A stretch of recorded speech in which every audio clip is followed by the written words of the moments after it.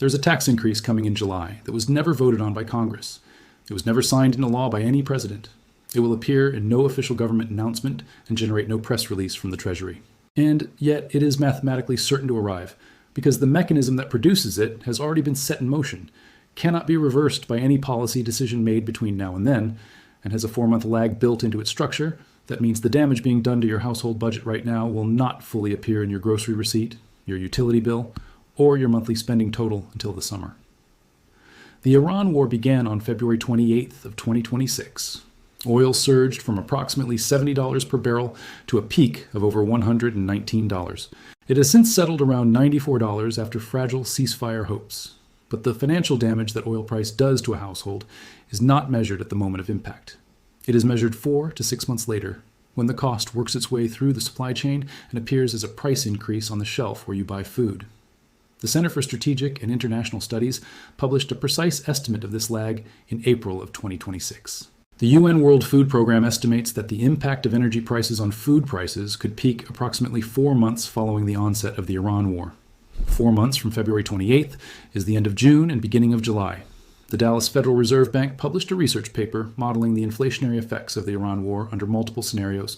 When the Strait of Hormuz remains closed for 2 quarters, which the evidence from the active naval blockade now underway suggests is the relevant scenario, headline personal consumption expenditures, inflation continues increasing by between 1.9 and 2.2 percentage points in June and July of 2026, before finally turning negative in August through October. 1.9 to 2.2 percentage points of additional inflation on top of the 3.3% that the March 2026 Consumer Price Index already confirmed. On top of the 1-year inflation expectations that the University of Michigan survey shows have surged to 4.8%. On top of the OECD projection of 4.2% for the full calendar year, 2026, this is not speculation about what might happen. This is the mathematical consequence of decisions that were already made in March and April of 2026 by farmers who could not get fertilizer through a closed strait and chose to reduce their application rates, by manufacturers who could not absorb fuel surcharges on their shipping costs and are currently deciding whether to pass them on or absorb them until their margin compresses beyond what the board of directors will accept, and by the 2026 planting season that is happening right now in April, whose reduced inputs will produce lower crop yields that will appear in grocery aisles starting in late summer and accelerating through winter. The July tax is coming. And the reason it is coming for the middle class specifically and disproportionately and with the precision of a mathematical inevitability rather than the randomness of economic luck is the mechanism that this video is going to show you in complete and documented detail. Let me define the mechanism precisely, because imprecise language about inflation produces imprecise decisions about how to respond to it. The middle class tax is not a single line item. It is the convergence of 4 simultaneous and compounding cost increases that together consume a materially larger percentage of a middle-income household's after-tax income than they consume of a high-income household's after-tax income. Because middle-income households spend a much larger share of their income on the non-negotiable essentials that are experiencing the most severe price acceleration. The tax foundation defines bracket creep as inflation acting as a hidden tax when it leaves taxpayers less well off due to higher costs, while the real value of wages and savings is simultaneously eroded. But the middle class tax of 2026 is wider and more severe than classical bracket creep alone. It operates through 4 channels simultaneously. The first channel is the energy tax. This is the most visible and the most immediately felt. Gas prices in the United States have risen 32% since the end of February of 2026. The average gallon of regular unleaded has passed $4 nationally, with prices expected to hit $5 per gallon if the Strait of Hormuz is not fully reopened by mid-April, according to early April projections. Jet fuel in North America has spiked approximately 95% since the war began, causing airlines to add fuel surcharges to ticket prices and airlines to raise baggage fees. The United States Postal Service, Amazon, and FedEx have all implemented explicit fuel surcharges on deliveries. Every package delivered to every American home now carries an oil premium that did not exist 6 weeks ago. Electricity prices were already running approximately 7% above the prior year before the war began. They were already 30% above 4 years ago. The Iran war energy shock does not just affect gasoline. It affects electricity through the increased cost of natural gas used in power generation.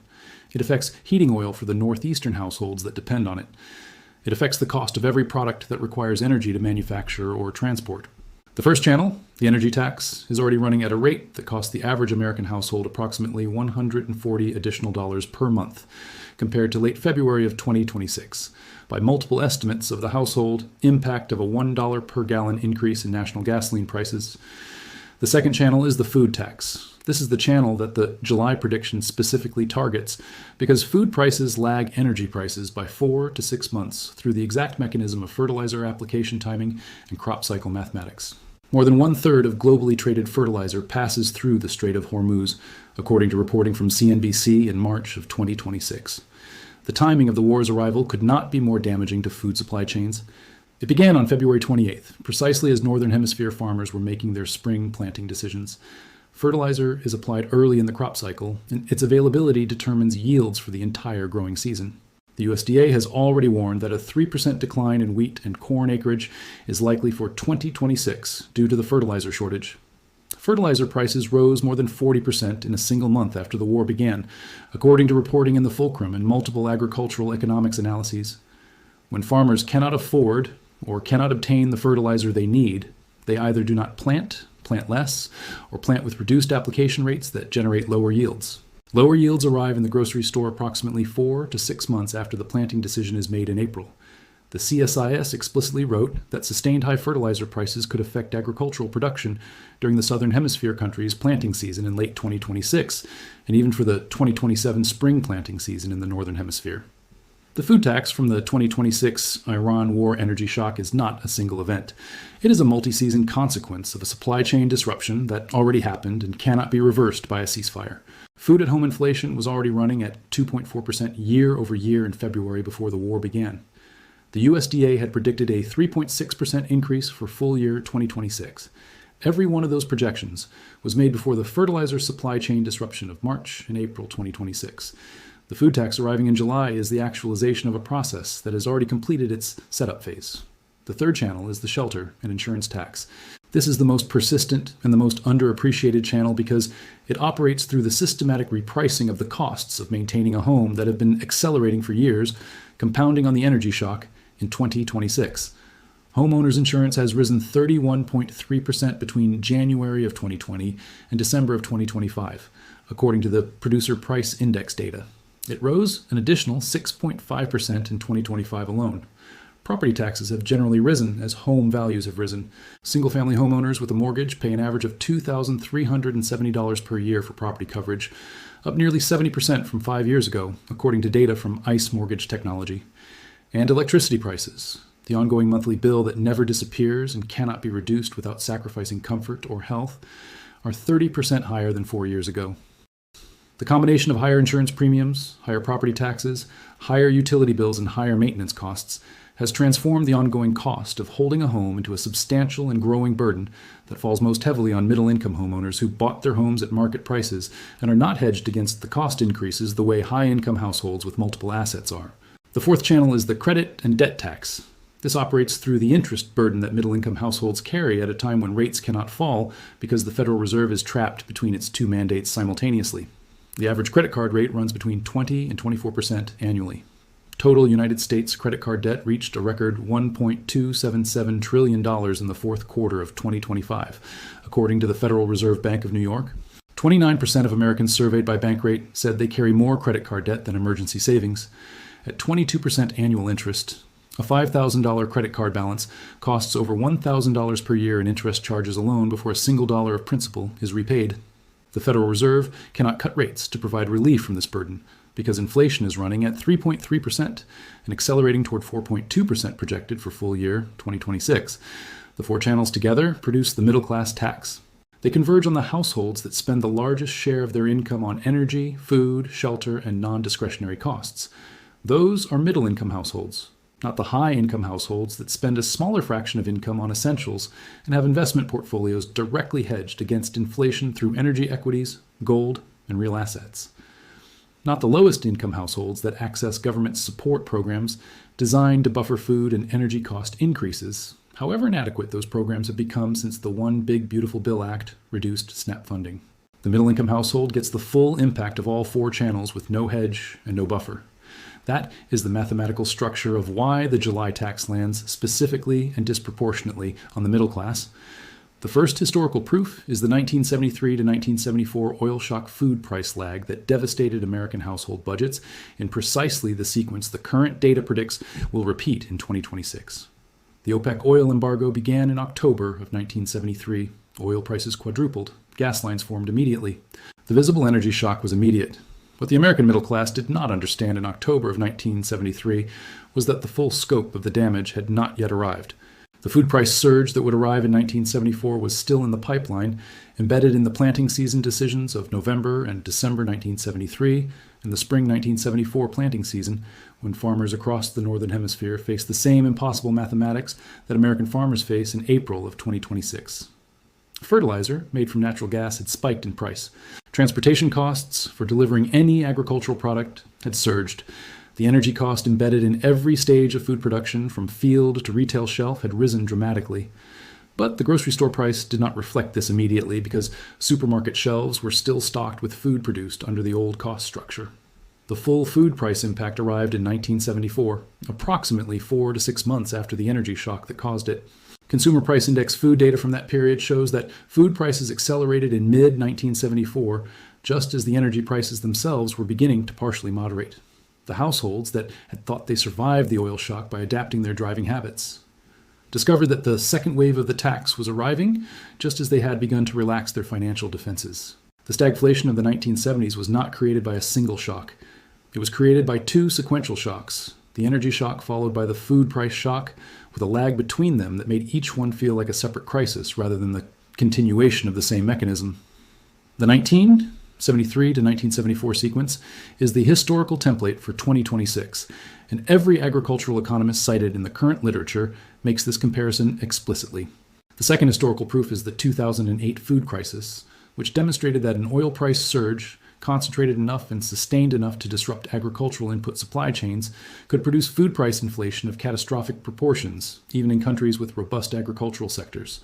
Oil peaked at approximately $147 per barrel in July of 2008. The food price inflation that had been building throughout the prior 12 months of elevated energy costs reached its own peak simultaneously, with the global food price index reaching its highest level ever recorded in that period. The mechanism was identical to what is being set up in 2026. Higher energy costs raised the price of fertilizer production. Higher energy costs raised the price of transporting food from farm to processor to distributor to retail. Higher energy costs raised the cost of running the refrigeration and climate control systems that preserve food through the supply chain. The result was food riots in over 30 countries, according to historical records from that period. The American middle class did not experience food riots, but experienced food price inflation that peaked at approximately 6% year over year, a rate that consumed approximately $1,200 additional dollars per year from the average middle-income household food budget at a time when wages were not growing faster than the inflation they faced. The 2008 food crisis is relevant to the July 2026 prediction for a specific and precise reason.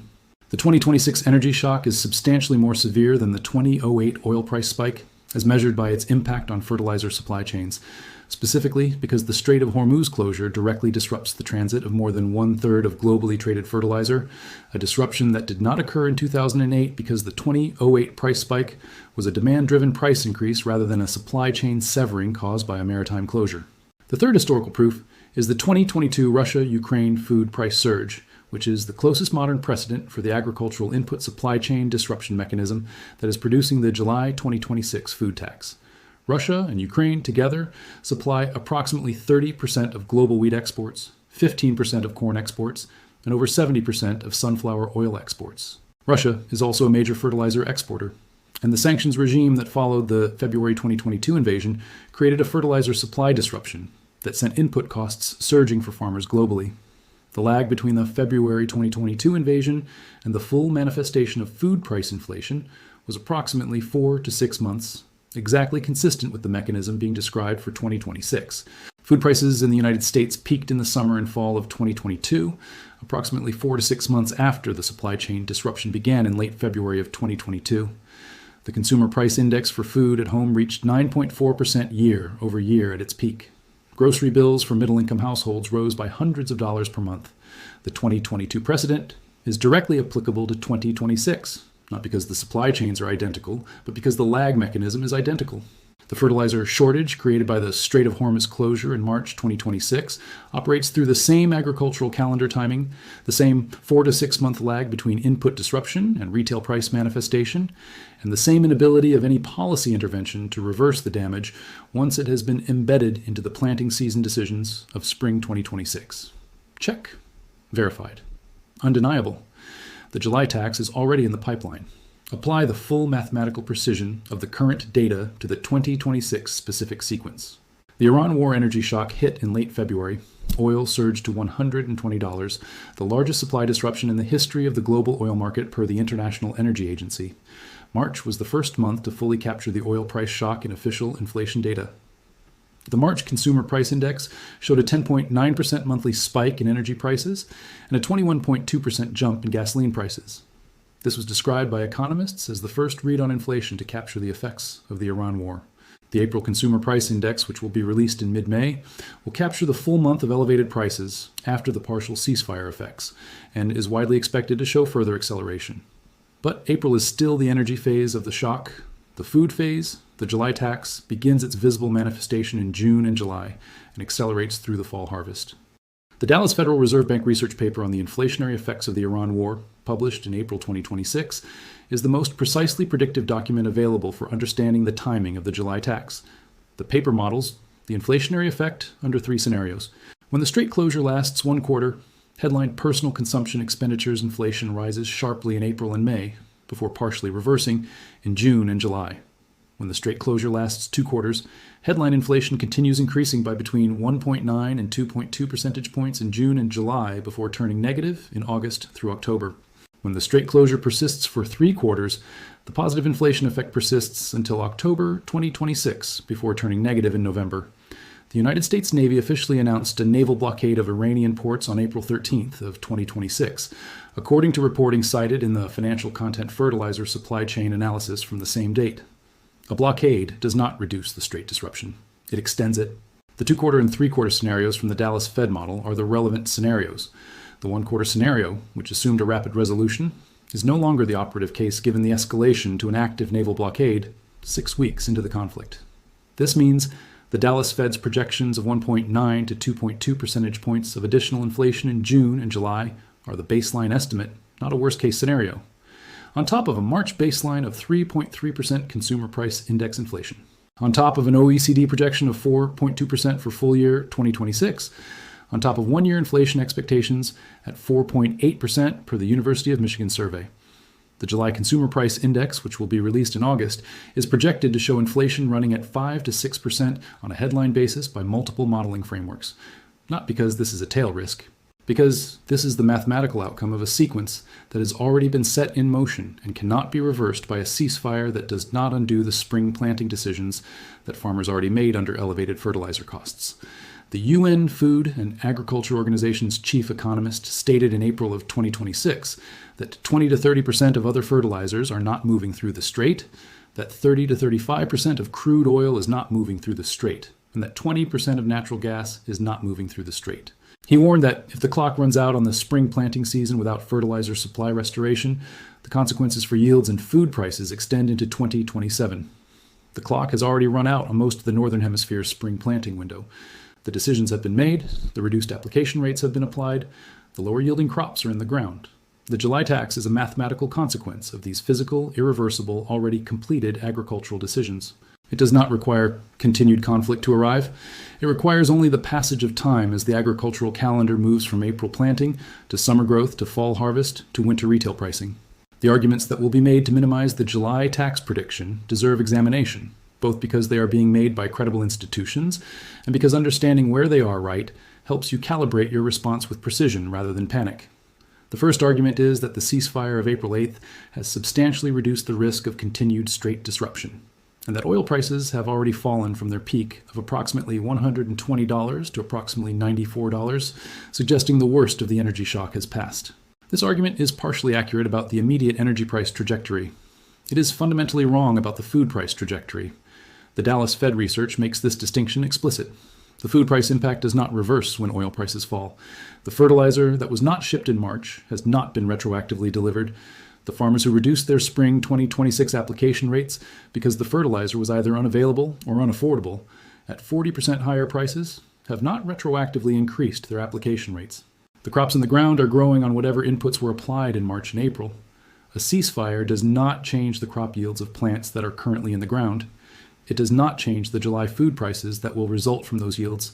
The $94 oil price today is not relevant to the July grocery receipt. The $110 to $120 oil price of March and April is what built the July tax into the agricultural supply chain, and that price has already done its damage. The second argument is that the United States is less energy intensive in its food production than it was during the 1973 period, and therefore less exposed to the same severity of food price pass-through. This argument is accurate about energy intensity, but misleading about the specific mechanism in 2026. The Strait of Hormuz fertilizer disruption is not primarily a problem of the energy cost of running American farm equipment. It is a problem of the availability of fertilizer that American farmers cannot grow domestically in sufficient quantities to replace Middle Eastern imports. More than 1/3 of globally traded fertilizer transits the strait. That disruption affects American farmers regardless of how domestically produced or energy independent their farm equipment fuel is. The food price consequence of fertilizer shortage is not about energy intensity. It is about the irreducible biological requirement for nitrogen, phosphate, and potassium in crop production, and the fact that those inputs could not be obtained at affordable prices during the critical spring 2026 planting window. The third argument is that food retailers will absorb cost increases through margin compression rather than passing them to consumers, as demonstrated by the tendency of food companies to be, as the Villanova economics professor cited and Fortune described it, in wait-and-see mode on price increases. This argument is accurate about the timing of retail price transmission, but not about the eventual inevitability of it. Food companies can absorb input cost increases for 1 quarter. They cannot absorb them for 3 quarters without generating earnings misses that their boards and shareholders will force them to address by raising prices. The earnings season of the 3rd quarter of 2026, reporting on July through September results, will be the moment when food company margins reveal the extent to which they have absorbed or passed through the April through June input cost increases. For every month that a food company delays a price increase, it is taking a margin hit that it will eventually recover by raising prices higher than it would have if it had raised prices immediately. The delay does not prevent the July tax. It concentrates it into the 3rd and 4th quarter reporting seasons, producing a sharper single-period shock than a gradual price pass-through would have generated. The fourth argument is that the Federal Reserve will take action to prevent the July inflation surge from becoming embedded. This argument inverts the causality. The Federal Reserve cannot prevent the July food price surge because the July food price surge is not caused by demand. It is caused by supply. The Federal Reserve's tools work by suppressing demand. Raising interest rates to reduce consumer spending does not make fertilizer appear in American farm supply stores. It does not repair the Ras Laffan LNG complex in Qatar that requires 3 to 5 years to fix. It does not restock the agricultural supply chains that were depleted during the March and April Strait disruption. The Fed's policy trap, the impossibility of using its inflation-fighting tools against a supply-driven inflation in an already weakening economy, is precisely the reason the Dallas Fed researchers published their paper modeling the inflationary consequences. They are not suggesting the Fed can prevent the July surge. They are providing the analytical framework for understanding its magnitude and timing so that policymakers and households can plan for it. Here is what you specifically need to understand and do with this information before July arrives. The first thing to understand is the difference between the visible tax and the invisible tax. The visible tax is the Consumer Price Index headline number that politicians and financial commentators will debate in August when the July data is released. The invisible tax operates right now, in April, in the form of price increases that have already been implemented and are running at a rate that exceeds the official statistics, because the official statistics capture prices with a lag, and because specific categories that are most relevant to middle-income household budgets are rising faster than the headline number suggests. The average weekly grocery spend is now $170, up significantly from $120 in 2020. This exceeds the rate of official grocery inflation over the same period because it reflects actual household purchasing behavior, rather than a statistical price index. The invisible tax is already taking approximately $50 additional per week from the average household grocery budget, compared to 2020, or approximately $2,600 per year. The July tax adds to this ongoing invisible tax, not instead of it. The second thing to understand is that the July tax is regressive. It falls more heavily as a percentage of income on middle-income households than on high-income households by definition. Energy and food together represent a substantially larger share of a $60,000 household's annual spending than they represent of a $300,000 household's annual spending. The Resolution Foundation published analysis in April of 2026 confirming that the lowest income households face inflation rates approximately 0.9 percentage points higher than the highest income households during energy-driven price shocks, because energy and food consume a larger fraction of their total spending. This disparity applies across the income distribution. The working middle class household that drives to work, heats or cools a home, feeds a family, and carries no investment portfolio, generating inflation-hedged returns, is experiencing the highest effective inflation rate of any household type in the American economy right now. The July acceleration makes this worse, not better. The third thing to understand is that the most dangerous response to the July tax is the credit response. The natural and historically documented household response to a sudden increase in non-discretionary costs is to cover the gap between income and expenses by increasing credit card utilization. The credit card debt that hits 20 to 24% annual interest does not solve the problem of a $60 monthly grocery bill increase. It converts a $60 monthly problem into a $14 monthly additional interest charge, on top of the $60 monthly grocery increase, compounding the damage rather than resolving it. The research from Bankrate confirms that 29% of Americans already carry more credit card debt than emergency savings. Every additional dollar of credit card debt incurred to cover July food and energy cost increases is a dollar on which the cardholder is paying 22% annually for as long as the balance persists. At an already elevated consumer price index baseline, adding high-interest credit card debt to cover inflation-driven cost increases is the financial equivalent of treating a fever with a blanket. The symptom appears temporarily managed while the underlying condition worsens. The fourth thing to understand is what the July tax means for the Federal Reserve and for the stock market, because the Fed's inability to cut rates in the face of the July food price surge has direct consequences for every growth-oriented equity portfolio. The Federal Reserve held rates steady at the March 18 meeting. The April FOMC meeting on April 28th and 29th will be the first meeting to have the full March CPI data, the early April oil price data, and the initial agricultural supply chain damage assessments in front of it. The futures market had already pushed the probability of a rate increase by end of 2026 past 50%, as of late March, according to CME FedWatch data. If the April CPI confirms the acceleration that the Dallas Fed model projects, and if the May and June data then confirm the food price surge beginning to materialize, the Federal Reserve will face a choice between allowing inflation to reaccelerate toward 5 to 6%, or raising rates in the face of an economy where fourth quarter 2025 GDP was already revised down to 0.5% growth. Either path is bad for technology stocks priced at 22 to 23 times forward earnings on the assumption of rate cuts arriving in the second half of 2026. The July tax is not just a household budget problem. It is the data event that will likely close the window on the rate cut narrative that has supported equity valuations throughout the first quarter of 2026. The fifth and most actionable thing to understand is the difference between the cost categories that are rising before July and the cost categories that have not yet begun rising but will accelerate after July. Before July, the primary cost increases are energy costs, already active, and the initial food price pass-through from transportation and logistics surcharges, which began in March and April. After July, the food price increases from reduced crop yields, inadequate fertilizer application, and processing and distribution cost pass-throughs will arrive in the categories that have been stable or moderating until now: staple grains, corn-based products, processed foods that use grain as an input, meat products whose feed costs are rising simultaneously. These are the categories that are not yet visibly elevated in April's grocery aisles, but will be by October when the fall harvest data begins to reflect the reduced yields from the spring 2026 planting season. The practical preparation window for minimizing the impact of the July tax on a specific household is narrow. Pantry building, subscription services for staple goods that lock in today's prices, accelerated debt paydown to reduce the interest exposure before rate hike probability rises further, and the reallocation of discretionary spending to preserve cash reserves for the higher non-discretionary costs arriving in July and beyond. These are the specific household-level responses that the mechanism of the July tax makes rational in April.